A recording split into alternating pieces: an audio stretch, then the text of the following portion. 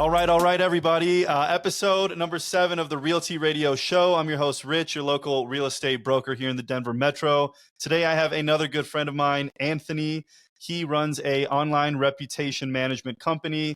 Anthony, such a pleasure to have you on, my man. Why don't you go ahead and tell the people what you do, who you are, a little bit about yourself, and why I love you so much, man. Man. I am so excited to be here. I want to start off first by saying thank you, man. Thank you Yes, for having thank me on you. your show. We've obviously had a lot of interaction. I've seen you build this from an idea to where you're sitting today.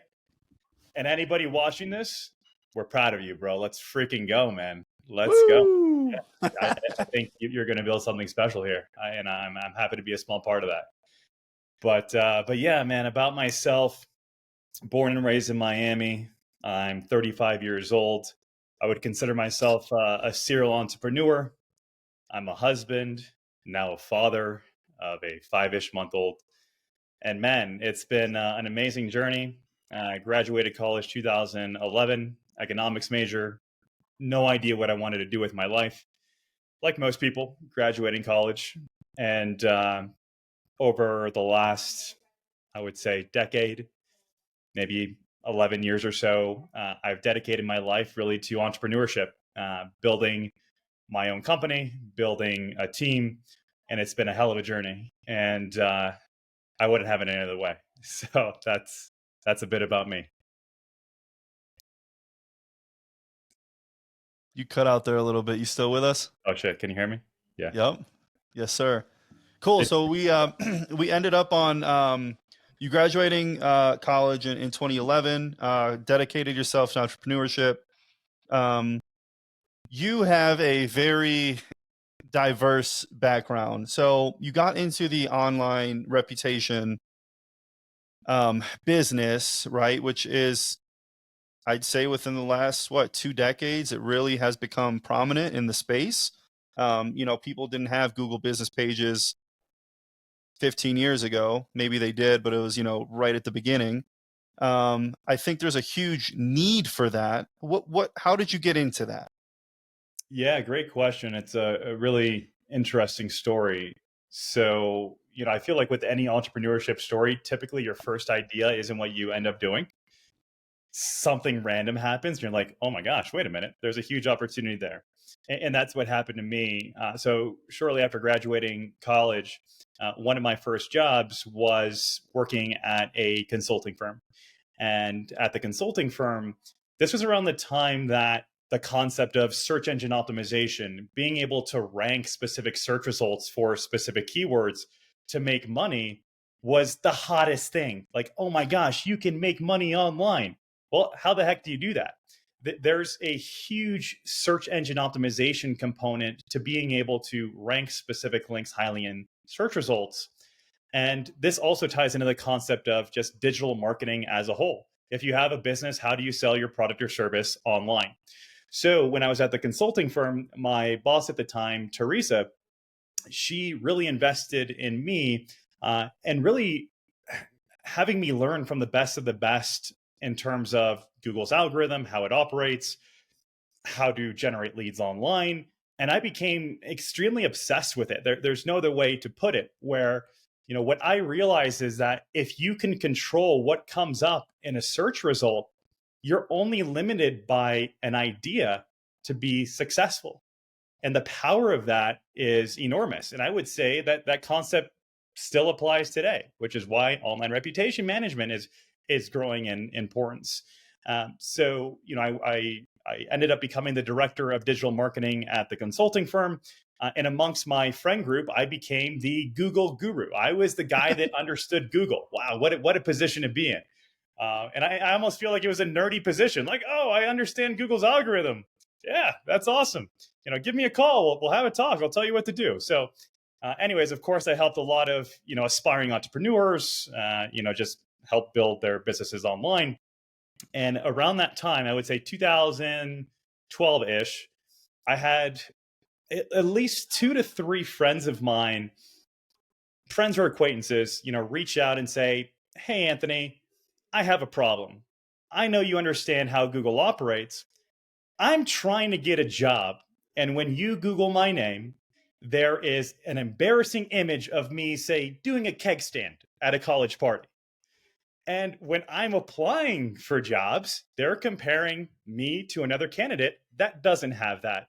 And I'm missing out on opportunities. You understand Google, Mr. Anthony. How can you help me? Wow, that's a problem. That is a huge problem. So when I started looking into, okay, my friends have these issues, how do I fix the problem? It's like, yeah, I didn't really have a lot of insight at the time in terms of any potential solutions. I started looking at companies that, might be able to help my friends just because I was a novice. I just didn't have the right options, and I didn't want to lead them in the wrong direction. So Sure. I started looking at, companies in the online reputation management field that specialize in this type of thing. There were very, very few options. The few options that existed, they look like borderline scams. The ones that did seem reputable, I mean, they were charging tens of thousands of dollars for a solution with really no guarantee that their problem would be solved. And then I really started looking into, wait a minute, this is happening to my friends. Yeah. How many people is this happening to, not only in the United States, but around the world?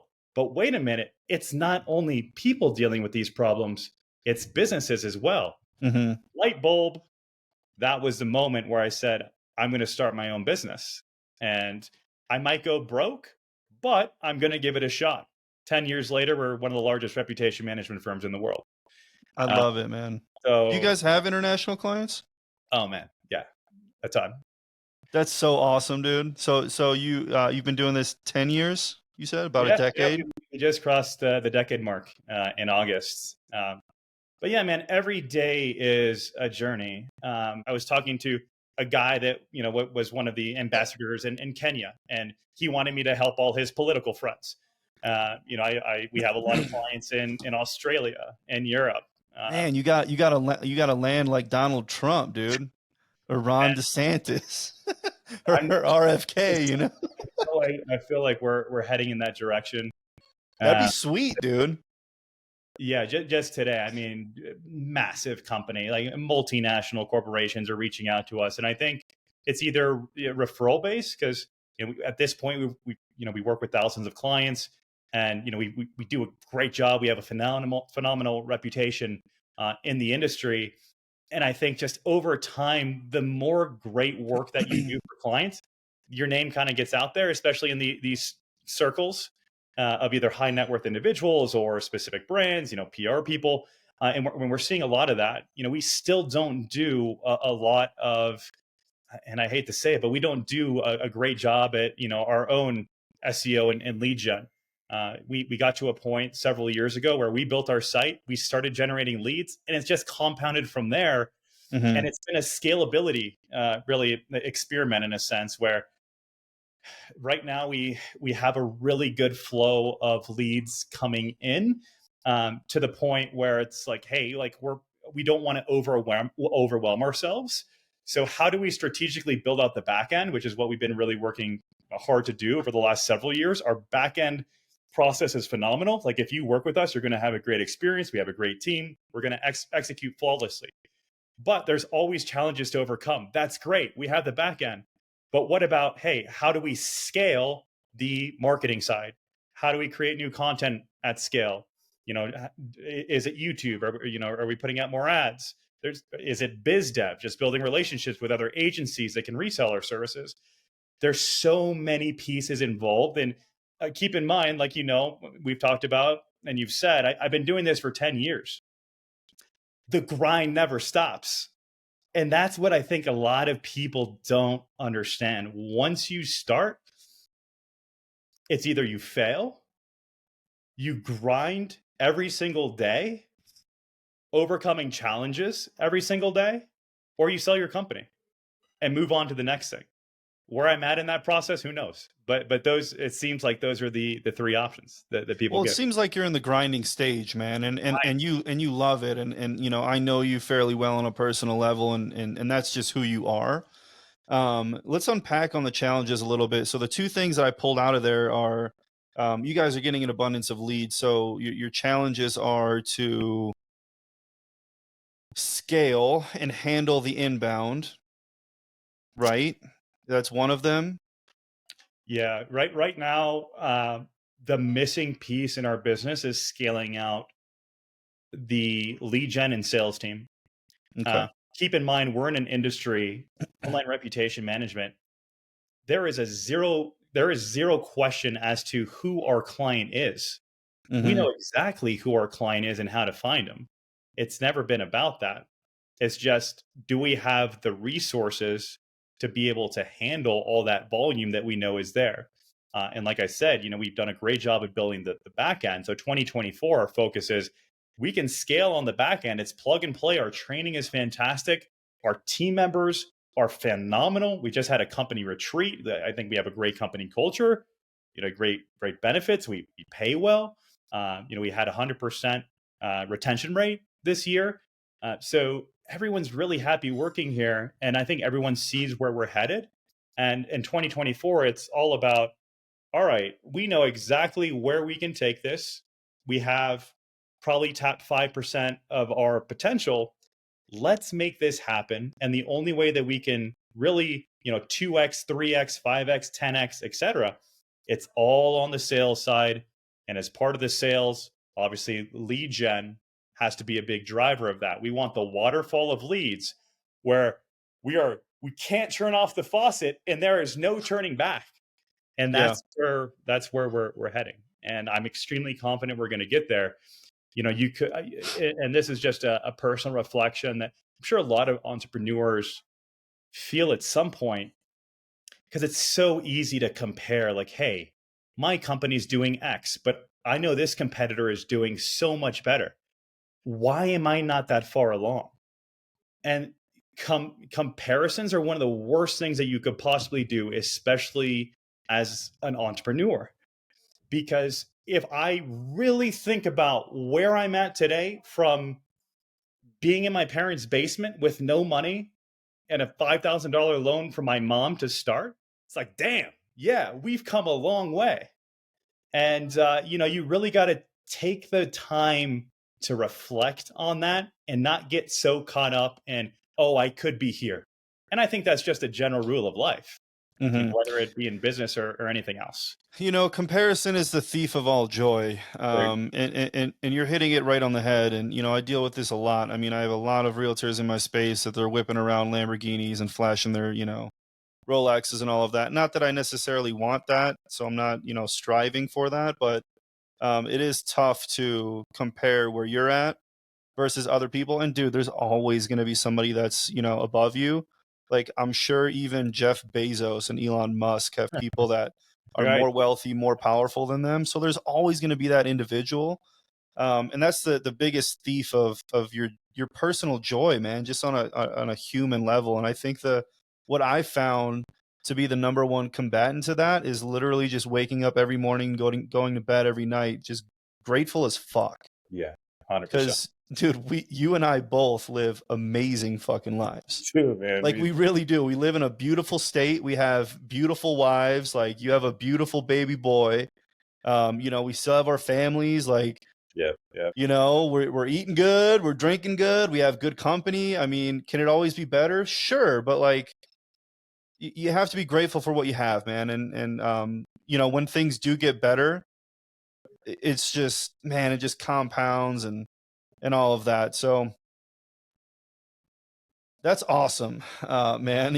I'm super happy, and because I know a little bit more about your backstory and kind of where you were before. You mentioned you were in your mom's basement doing this. What was your job before this? Before you found out like there's a vacuum in this marketplace as a real entrepreneur, and like I'm gonna fill this void. Yeah. What were you doing before that? Weren't you selling liquor or something? Or No, better. I was selling residential locks. wait, what? Walks? Locks, Lo- residential locks. Like, you turn the doorknob. Yeah. Um, yes. yeah. So, yeah, I think this is good for the viewers to hear it. It also shows, like, man, you can make such a transition and do literally anything you want in life. My story was literally the day after I graduated college, I jumped in an 18-wheeler that had a Yes. Tell NASCAR this. People need to hear this. had a NASCAR in the back of it, and it was what they call the marketing trailer. People really don't know what that is, but basically the sides of the trailer actually folded down, and it became like, you would take it to events, and you could actually get in the trailer and sell things. Like, it had displays and things like that. So my job was to travel to every NASCAR and bull riding event around the country to sell residential locks to really drunk people at these events, cook hot dogs, and rev the engine of the NASCAR to get people rowdy. And man, let me tell you, that was an incredible job. And that's actually where I met my wife on the road. We went to a different city literally every single day. And I was a recent college grad, and I probably partied a little bit too much in college. So I was still in like party mode. I was traveling with like a 45-year-old truck driver. He wasn't hanging out with me. So what I did was, after work, I would just go to wherever the hottest nightclub, or whatever it may be, just to talk to somebody, Yeah. because I was Pick up girls, man. young 21-year-old, and I love to dance. So yeah, man, looking back, it's like, wow, how did I do that? But I'm glad I did. I definitely lived it up, and that's I met my wife at a nightclub. That's and I'm deeply in love with her, and I'm really happy I went out that night. So That's so awesome, dude. Because like 40, 50 years ago, and I don't know, because we're, neither you or I are that old, but that was like unheard of. Like, you meet your wife at a bar or something, your chances of staying happily married are slim to none, blah blah blah blah blah. And I met Jamie at my neighbor's birthday party. I was hammered as hell. yeah, there you go. And now you hear, people of like, I met my wife on Tinder or Bumble or whatever else, there is out there. And not, there's no disrespect to that, but like, to me, that's crazy that you met somebody online and it actually worked out. But maybe there's something something with that, with the algorithms and how they match your personality types. And I'm assuming you probably take like, personality quizzes on some of these more like intricate ones, like eHarmony or whatever there, whatever else there is out there. But dude, you're on the forefront. And I don't think that, the listeners realize this, but like, you're on the forefront of not only Google SEO stuff, Google as an entire platform, which is a moving target, like from my understanding, like week to week. And it's just, I mean, you could get a PhD in this stuff. But you're also on the forefront of artificial intelligence, man. And I want to say it was probably about like a year ago, where you like brought this to our mastermind, and you're like, dude, this is happening. It's here. About a year or so ago. Where do you see this artificial intelligence thing going in the next year and the next 5 years? And how do you think it'll impact not only your industry, but all industries as a whole with online reputations? Yeah, yeah. I do have deep insights into that, because it is so relevant to what we're doing on a daily basis. I just had a conversation with writer.com. Writer.com is working with the biggest corporations in the world. I can upload a template, take every piece of writing that I've ever taken, put it into the writer.com AI software that analyzes, they said, like 450 billion data points. And if I want to write an article on anything else, I just type in a couple prompts. What do you want the article on? What keywords do you want? Spits out a beautifully written, probably better than I ever would, piece of content with my writing style. That is going to change the world. And it's actively happening right now. And that's just one use case of this technology, like the concept of content writing and like scalably like putting out content. If you really spend an entire day, you can put out 500 articles on any topic that's beautifully written and SEO optimized with any major technological advance. The biggest beneficiaries are the ones that recognize this technology and start implementing it before anybody else. Now is that time. So Yes. in addition to the content writing side, there are massive implications from a Google search result perspective that very, very few people know are coming. I do happen to be one of them because I have access to Google betas and things like that, where I can see how the AI generative search is going to be looking. So in the very, very near future, there's going to be an AI generative search displayed in everybody's Google search results, where They're calling imagine it Bard, right? so Is it Bard or Barb is Bard? Is that Microsoft's? that's Google. Microsoft Google. is ChatGPT. So it's just like how those tools work. You just put in your prompt, and then Google will, like, the way that Google will look is that it will have a summary at the very top, just condensing all the information you're looking for, like in ChatGPT, with links to anywhere around, we've seen 3 to 5 websites that you can then click on. That will have massive, massive implications, not only for SEO, but also for people. And I'll give you the 2 examples. From an SEO standpoint, say you're looking for the best realtor in your area. You'll get the generative search. Google is going to pull what it thinks based off the current search results, who the best realtors are, with their picture and a direct link to their name. The value of getting in a Google generative AI search, you can't even put a number to that right now. You will be the go-to person for hundreds of thousands of people, searching for those particular keywords. So there is a direct correlation right now between where search results are ranking. So like the higher you're ranking in, like for a realtor, it's like the local search. So the higher you're Mhm. ranking there, the more likely you'll make it into the generative AI search. So that's one piece of it. On the individual side, so if you're a person, hey, tell me more information about XYZ, XYZ being someone's first and last name, it will pull what it thinks is the most relevant information. What comes up almost becomes your first impression to the world, just like a Google search result is right now.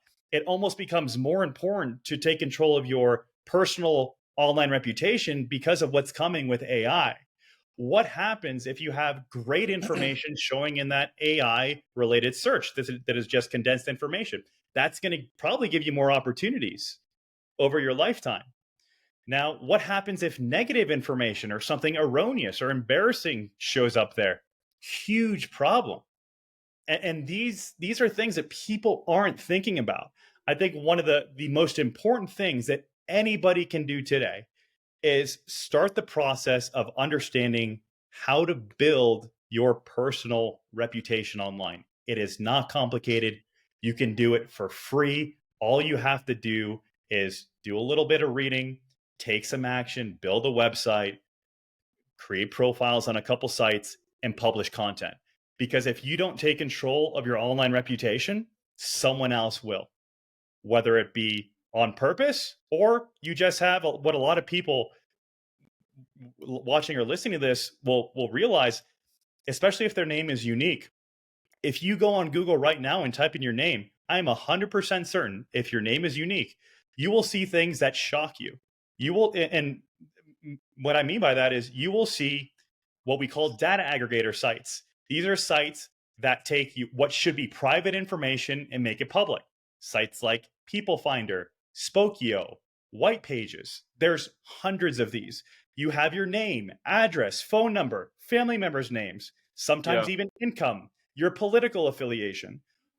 What happens if that's ranking in search results? Well, one, you don't want that information out there in the first place, but it becomes a privacy concern and maybe even a security risk. So Google has, in the last couple months, that's always an evolution. There's now policies that anybody in the world can remove that information from search results, but people just don't know about it. Hmm. And that's there's just so many intricacies to just understanding how to build your search results, how to remove negative or erroneous information, and that's really where our company focuses. And it's certainly been an evolution. At first it was, hey, I have negative information online, whether it be a forum, false review from a competitor, whatever it may be. They would hire us. We have now reached the stage where reputation management as a whole is one of the most important aspects of marketing on all sides, on the brand side, and both also on the, hey, I'm a person living in this digital age. I need to control my reputation because that's my first impression to the world. That is a huge piece to what we do. And we're looking towards right now. Obviously there's just so much on our plate, but I think the future we're heading to is, say you're a parent of a high school kid. Your high school kid, I think college is still going to exist in some capacity in 15 to 20 years. It's only going to get more ingrained in people that you Google somebody before you do anything. You hire them, you go on a date with them, you're looking to build a business relationship with them, you're looking for them to be your realtor. I'm sure you know that very well. But that trend's only going to continue, where I am extremely confident in what I'm about to say. Your digital reputation will become more impactful to the success of your professional life than your face-to-face interactions. And a lot of people which is will say, wild. It's yeah, a lot of, absolutely wild. We've never yeah, that's witnessed nuts. anything like this in human history. Ever. And then you get into the whole, hey, the metaverse. Where does that play a role?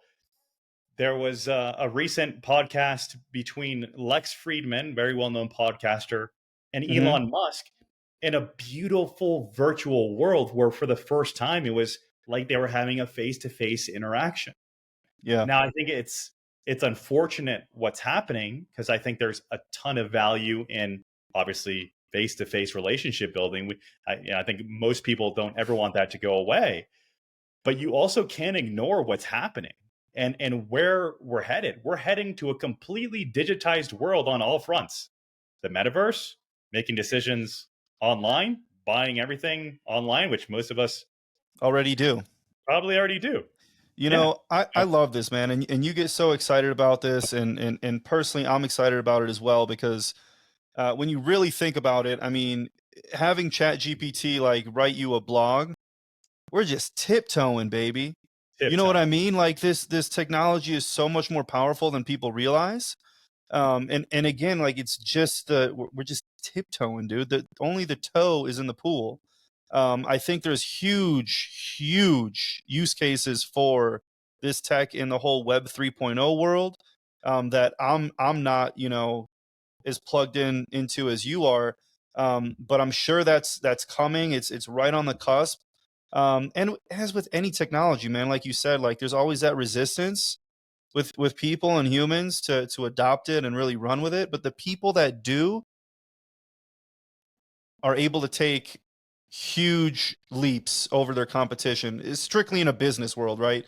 Gary Vaynerchuk talks about this all the time, man. I mean, he's a little older than you and I believe, but he was talking about, how like people were bagging on the internet back in the early, mid 90s, and they're like, oh, it's just a fad, or like how they were bagging on email. And he's like, when I started email blasting my clients, he's like, I had a 90% open rate, whereas like now, it depends, right? But like my newsletter, my monthly newsletter has got about a 25 to 30% open rate, which is That's pretty good, from what I hear, Um, but what point being is, like, this is just literally like the infant stages of this tech.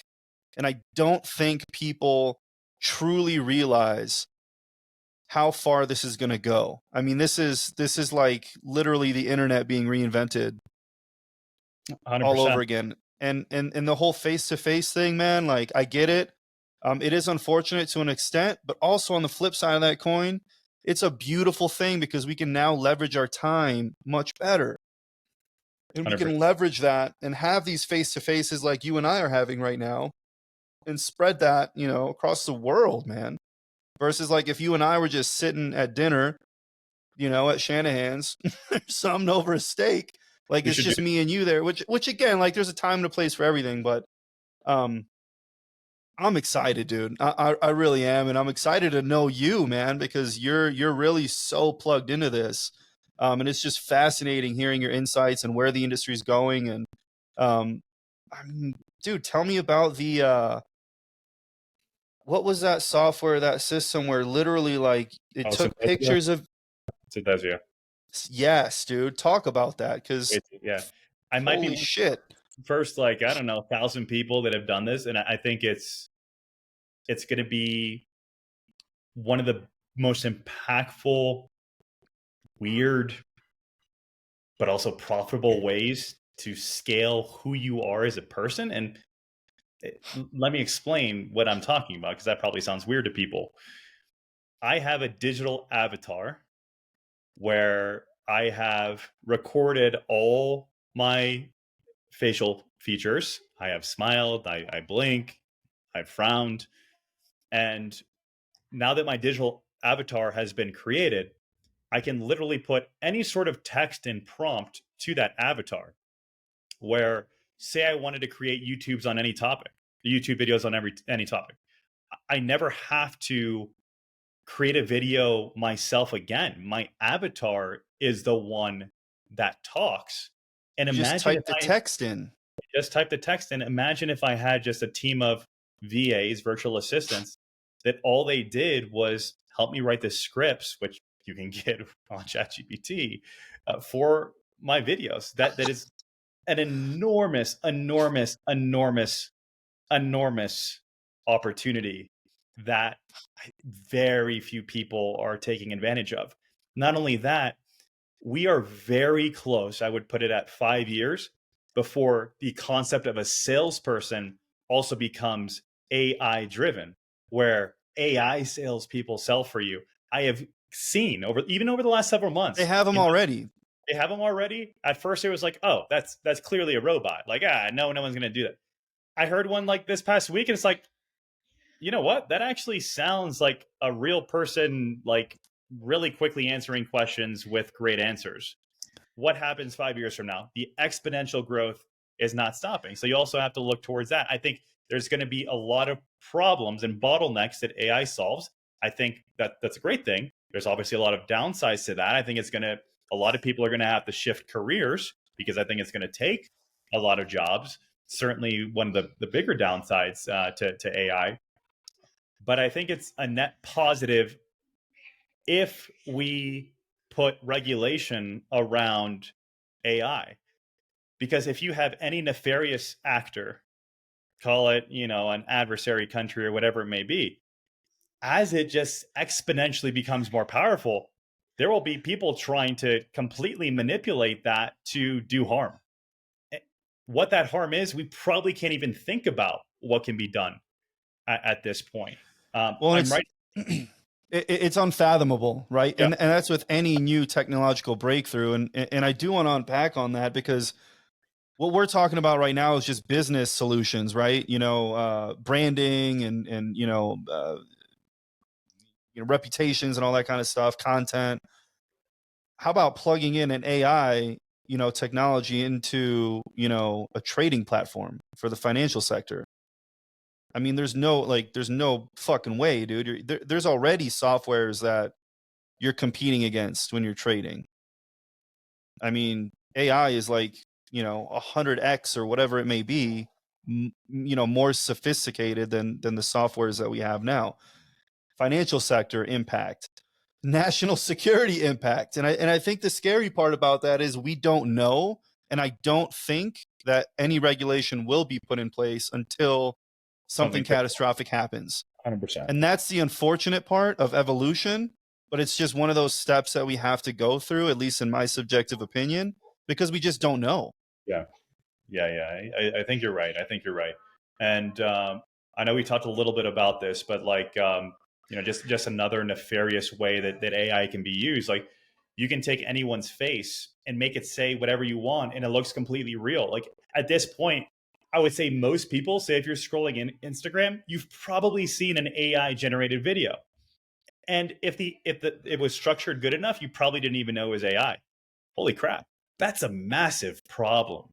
That's a massive, massive problem. So I am a contributor at Forbes, and I'm looking to do some more content publication. My next article that I'm working on is exactly about that. How to, one, detect any sort of nefarious use of your person that you don't consent to, and then how do you get it removed? thankfully, Google and other search engines have processes where you can get that type of information removed pretty quickly from search results, because of course they don't want that, ranking for someone's name or business name. But it will consistently be used. People, at least for probably the next 10 years, are going to be deceived just because it's like, hey, this person said this. What do you mean that that was an AI? They just don't know. Yeah. It's so new. And it's going to be a huge problem, I think. And it already is, man. Half the stuff on social media is fake as hell. Yeah. That's not dude's Rolls Royce. It's rented. Like at the most base case level, and now you're talking like literally a bot of you that sounds like you, looks like you, has mannerisms like you. You just Yeah. can't tell what's real and what's fake. And I Yep. think that'll be a business opportunity in the next decade, man. Like it sounds to me, brother, you will have a job if if you so choose to have one for a very long time. To Do you that, have an exit plan? You got an yeah, good, exit plan, dude?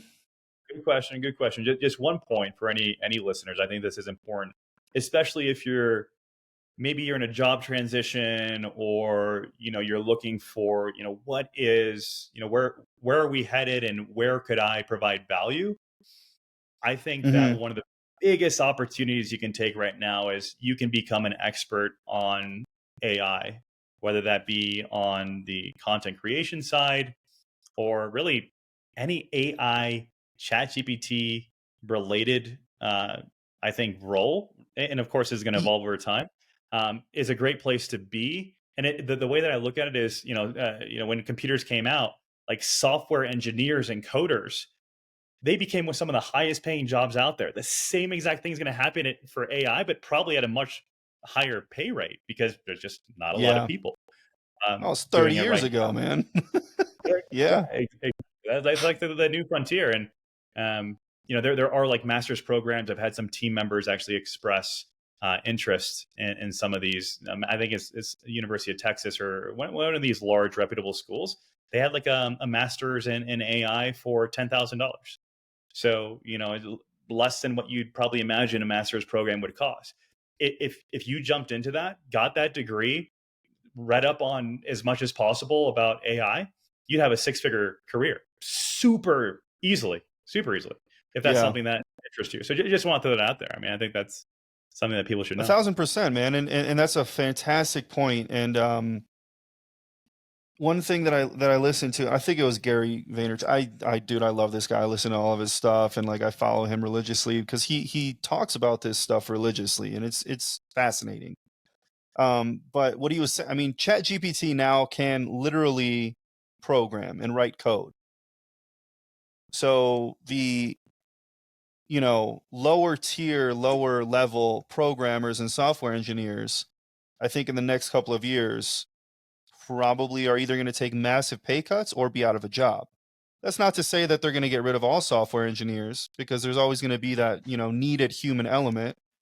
Just as if you were to compare to, let's say a human in the field of battle, right? Like versus like the drone argument. Like, do you really need a pilot?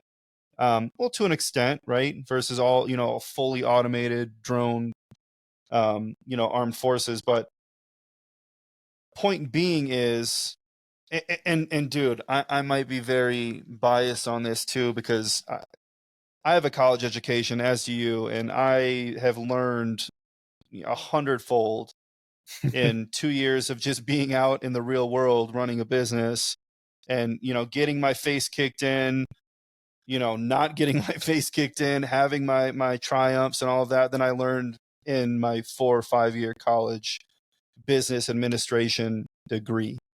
um, I think there's a huge shift in education, but we won't get into that. But I love what you're saying, man. And basically, I think what it is just use AI. And that's what Gary says, dude. Like, just use it, play with it every day. And within the next year, if you're good at doing prompts, Yeah, you can exactly. probably, you can literally probably find a 6-figure job just like that. And that 100%. doesn't take a college education. Yeah. You could just play with it every day, and in a year, you bet your ass you're going to be really good at it, man. No doubt, man. Yeah, you I know? think we 100% agree where this is heading. But so awesome, man. That's super insightful about your industry, about AI, about Google, all that stuff. Um, let's real quick touch on your personal stuff, man, because you are a remarkable human being, remarkable father. You really do it all. I respect the hell out of you for everything that you do. Um, I love this question, man, and I think I've asked everybody about it. If you could go back in time, you know, and give yourself some advice, and without getting too crazy, with the philosophical, like how would you take the advice, blah blah blah. Like if you could just baseline, if you could go back in time and give your 15-year-old self some advice, knowing where you are today, and if you would change anything on your path to where you are today, would you, and what would it be? I saw this question recently. I saw this one. I'm like, ooh, is Rich gonna ask me that? I don't know. Oh yeah, and I You was bet thinking, your ass I'm asking you yeah, that. I was thinking about it. Yeah, it's a tough question. Um, I'm gonna relate it more towards just business wise and just everything that I've learned. Um, I would do a better job at learning from the most successful people in the world that have already gone through the grinds of building a business. I would read all the, sales books. I would read everything about, how to delegate. And I would start that probably in high school. I had a really great, upbringing, amazing family. So nothing would change there. I was just a kid, but just looking more Yeah. professionally, I'm just picturing if I had the knowledge in ninth grade and I was just striving and so thirsty for that knowledge. Once I felt comfortable that I had a good foundation on how to grow a business, I wouldn't wait till I went to college. I'd start when I was 15 years old. And that's one thing that I was like, man, like, what if I started doing this, 15, 20 years ago? I'd be so much farther along and I'd learn so much more and I'd overcome a lot of these mistakes that, you know, that you just learn through entrepreneurship. So um, it really is trial and error with anything, like knowing that you are going to fail, and being able to accept that, brush it off, fail fast is important. Don't dread on it and move on. Everybody encounters obstacles in life. And it's really, what steps do you take after you encounter that obstacle? Are you just a pity party of, oh, this sucks? This, or do you say this is an opportunity to get better?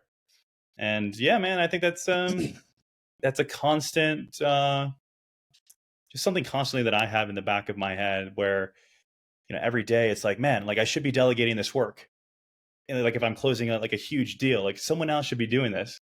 But hey, man, I've come so far.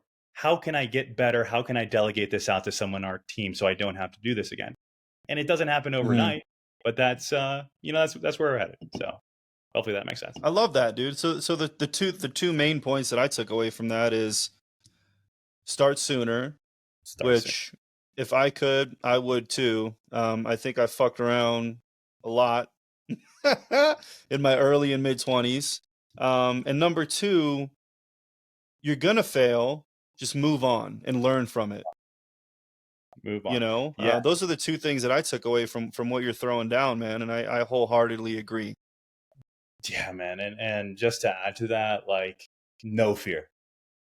Don't fear anything, especially the younger you are. Like your risk tolerance should be at the highest levels because you have literally Yep. nothing to lose. You have everything to gain. If you fail, Hmm. it's a learning opportunity that will make you better. Damn. And Yeah. and dude, nothing is gonna kill you. Nothing. At least business wise, legal business wise. Nothing's gonna kill you. And I heard fear as like an acronym, like face everything and rise. You Oh, have to approach it that way. And when you do, you rise, man. You learn, you harden, and you keep moving forward.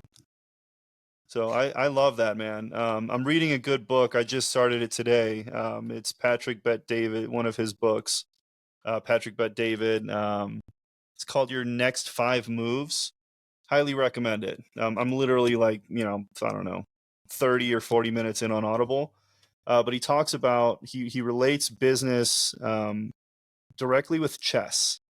Nice. And how amateurs plan out the next, 1, 2, maybe 3 moves. Mm-hmm. Versus a grandmaster, they plan out 12, 13, 14 moves ahead, and they're able to do that. So that way, when something comes about, they're not shocked and emotional about it, and they're able to just, without emotion, just move past it and counter effectively. That's deep, man. That's great. You got to check out the book. Awesome, man. Well, we're running kind of low on time here. One more question, because I want to throw you a little curveball. You mentioned to my wife this weekend while we were out in Brent's property that I am your spirit animal. I'm going to take your somewhat inebriated words, and I want to know why I'm your spirit animal. Oh, wow. What a great That's the curveball, dude. I told her to tell you animal, so I'm glad she did. They call me Randy Johnson, man. For sure. So throughout my life, I probably called, I don't know, 10 people my spirit animal.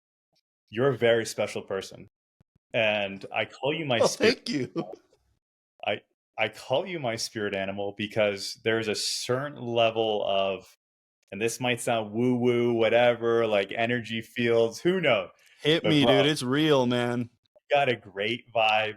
I love, just chatting it up, man. I could be sitting with you in a room with blank walls and have a fantastic conversation in time. Kind of like what we're doing right now. So yeah, man. Yes. It's really just the positive vibes, and I appreciate your friendship. So you're my spirit animal. I love you, man. And I love that you said that. I feel the same way about you, honestly. You're one of the very few people in this world where we can literally have a goddamn good time in a room full of blank white walls. So let's wrap it up, dude. If you were to give the audience like a 2-sentence, 1-sentence word of wisdom, whether it be pertaining to personal growth or online reputation, what would it be, man? 1 sentence, 2 cents, super quick. Take a minute to soak it in and got it, man. It just came to me. I'm not gonna curse on this screen, but I'm gonna give you an acronym. Please do. Let's freaking go. LFG. and what I want people to take from that is, don't overthink it. Just go. Just do whatever you've been thinking about. Dive into it. Remember what we talked about failure. You might fail, but you'll learn so much. And what's not to say you can go to the next thing that can be so much more successful. You can be your own worst enemy. So don't do that. LFG, you can figure it out. There you go. LFG, guys, you heard it from the man, the myth, the legend right here today. Let's fucking go. All gas, no brakes. Chase your dreams, do bold things. Don't be afraid of failure. Face everything and rise. Anthony, such a pleasure to have you on, man. Thank you so much for joining me. I hope you had as much fun as I did today. And I'm hoping that our audience gets something out of it, because you are truly a fascinating human being that does some fascinating stuff. So you are too, thanks again. Thanks again. We'll catch you on the next one, and we'll catch everybody else on the next one. Have a great one, guys. Yeah. And that's a wrap on another episode of the Real Tea Radio Show. Thank you for tuning in and indulging in these honest and thought-provoking conversations. If you enjoyed today's episode, be sure to subscribe, like, and leave a comment on your favorite platform. Remember, the Real Tea keeps flowing on our favorite social media channels, so connect with us on TikTok, Instagram, Facebook, and LinkedIn. Until next time, keep steeping in truth, growing with purpose, and embracing the authentic flavors of life. This is Rich signing off. Stay brewed.